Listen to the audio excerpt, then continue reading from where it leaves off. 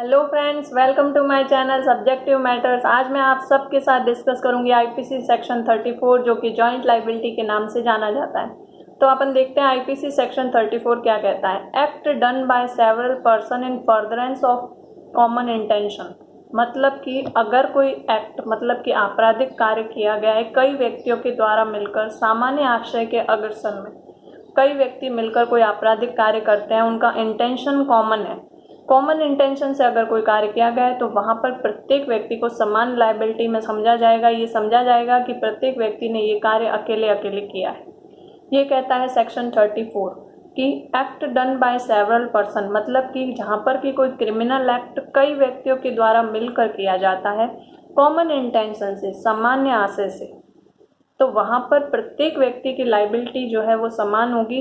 मतलब ये समझा जाएगा कि यहाँ पर कार्य जो है वो प्रत्येक व्यक्ति ने अकेले अकेले ये कार्य किया है, ऐसा समझा जाएगा। ये सेक्शन 34 कहता है। सेक्शन 34 को समझने के लिए अपन एक एग्जाम्पल लेते हैं कि जैसे अभी कोविड टाइम है तो कोविड के संबंध में एक एग्जाम्पल ले लेते हैं कि जैसे किसी व्यक्ति को कोविड हुआ है तो सबसे पहले उसने एक फ़ोन किया, हॉस्पिटल में बेड अवेलेबल, तो एक एम्बुलेंस लेने आई उसको।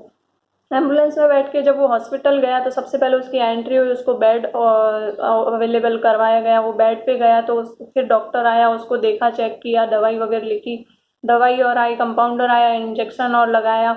मतलब रोज उसको मतलब 2-3 दिन हॉस्पिटल में रखा गया। तो यही कार्यक्रम चलता था। उसके साथ आसपास साफ सफाई रखी जाती, तो साफ सफाई करने के लिए भी लोग आते थे, खाना वाना दिया जाता था, चाय नाश्ता सब टाइम से टाइम। तो इस तरीके से जब उस हॉस्पिटल घर से जब वो हॉस्पिटल आया और हॉस्पिटल से जब वो वापस घर गया, इस संबंध में जितने भी इर्द गिर्द उसके व्यक्ति थे उन सबका एक कॉमन इंटेंशन था कि इस व्यक्ति को ठीक करना। हॉस्पिटल में जो भी लोग उसके आसपास कार्य कर रहे थे उन सबका एक कॉमन इंटेंशन था कि उस व्यक्ति को ठीक करके अपने वापस घर भेज देना। तो ये होता है कॉमन इंटेंशन। अब कॉमन इंटेंशन में ऑफेंस कैसे हो जाता है? जैसे कि मैंने अपने 3 दोस्तों के साथ मिलकर एक प्लान बनाया कि आज यहाँ पर से जब एक्स व्यक्ति निकलेगा तो अपन उसके साथ जो है उसको मतलब उसका सारा सामान ले लेंगे। अब सबसे पहले क्या होता है कि जैसे मेरा एक फ्रेंड पहले जाके देखता है कि वो आ रहा है कि नहीं आ रहा है। तो जब वो आ रहा होता है तो वो इशारा करता है, फिर हम सब जाते हैं। तो जैसे ही वो व्यक्ति आता है तो 2 जने उसको पकड़ लेते हैं, 2 जने उसके मतलब सामान ले रहे होते हैं, कोई उसको एक आध थप्पड़ मार देता है। तो इस तरीके से उसको पूरा सामान लेके हम भाग जाते हैं। तो जब आगे जब भी इसके संबंध में कार्रवाई होती है तो यहाँ पर ये नहीं होगा कि मैंने तो सिर्फ पकड़ा ही था और मैं तो वहां सिर्फ खड़ा इशारा कर रहा था, इस तरीके की बात यहाँ नहीं चलती। यही सेक्शन 34 कहता है कि जब भी कोई आपराधिक कार्य कई व्यक्तियों के द्वारा मिलकर समान आशय से किया जाता है तो वहां पर लाइबिलिटी समान होती है। सभी व्यक्ति के संबंध में ये समझा जाएगा, जो इशारा कर रहा है वो या जिसने सिर्फ पकड़ा है, मतलब जो भी ऑफेंस के संबंध में अगर 3-4 व्यक्ति मिलकर कर रहे हैं तो उनके संबंध में ये समझा जाएगा कि ये ऑफेंस उन्होंने अकेले अकेले किया है।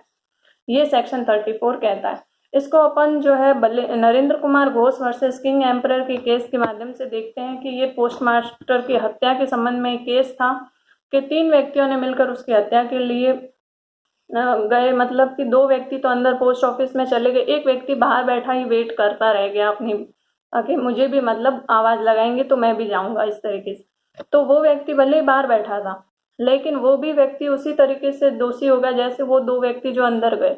तो ये केस ये कहता है कि समान रूप से सबको जो है लाइबिलिटी सबकी समान होगी। इस सेक्शन के तहत अगर कोई व्यक्ति मिलकर 3-4 व्यक्ति मिलकर या कई व्यक्ति मिलकर कोई कार्य कर रहे हैं कॉमन इंटेंशन से, तो ये इस केस में मतलब क्लियर किया गया है कि भले ही वो व्यक्ति बाहर बैठा था, उसने कुछ नहीं किया, वो अपना वेट कर रहा था कि मुझे भी बुलाया जाएगा, लेकिन फिर भी वो उन्हीं 2 व्यक्तियों की तरह लायबल है। इसी तरीके से एक केस है BP Sinha versus state of Bihar का केस जो है वो ये बताता है कि जो सेक्शन 34 है वो कोई अलग से एक ऑफेंस नहीं है, वो कई ऑफेंसेस के साथ ये सेक्शन ऐड किया जाता है।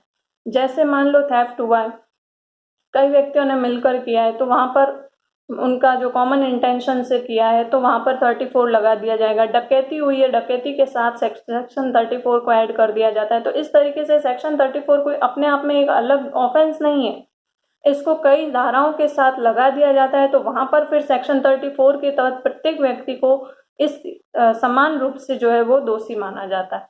ये इसमें बीपी सिन्हा के केस में बताया गया है।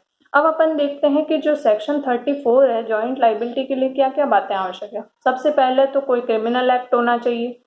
क्रिमिनल एक्ट होना चाहिए तो इसके संबंध में अपन देखते हैं कि कोई आपराधिक कार्य होना चाहिए। यहाँ पर अपन इंद्र सिंह वर्सेस एम्परर का केस देखते हैं कि कुछ समय के लिए उस कार्य वाले स्थान से हट जाना।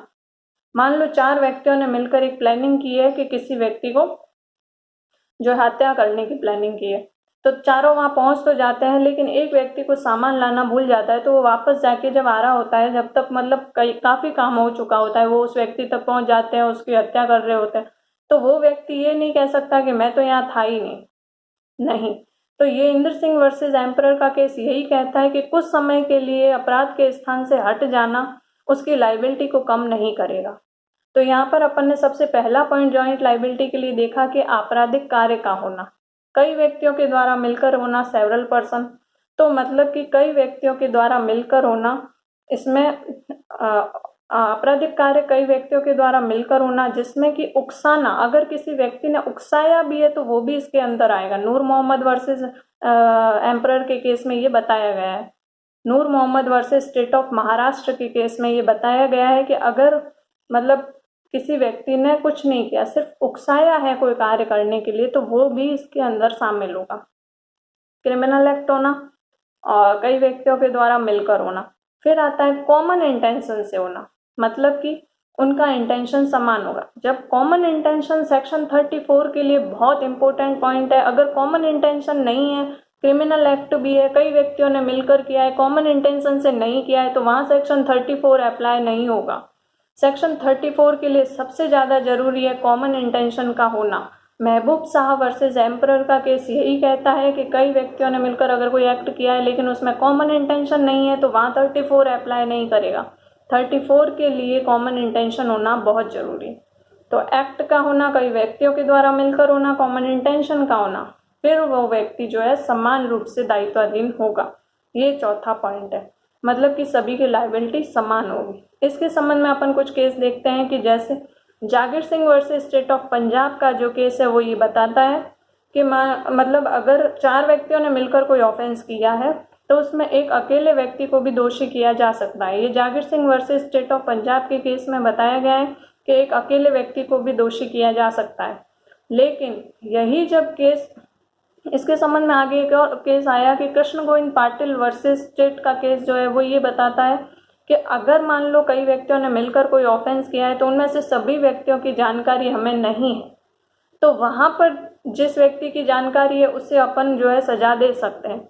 लेकिन अगर सभी व्यक्तियों के संबंध में अपने पास जानकारी है, मतलब कि उनके नाम पते पता है, तो वहाँ पर एक अकेले व्यक्ति को दोषी नहीं किया जाएगा। ये सेक्शन इस में कृष्ण गोविंद पाटिल के केस में बताया गया है। तो यहाँ पर अपन ने जॉइंट लाइबिलिटी और इसके संबंध में कुछ केसेस डिस्कस किए। आई होप कि आपको मेरा वीडियो अच्छा लगा होगा। अच्छा लगा हो तो प्लीज़ लाइक, शेयर और सब्सक्राइब जरूर करना।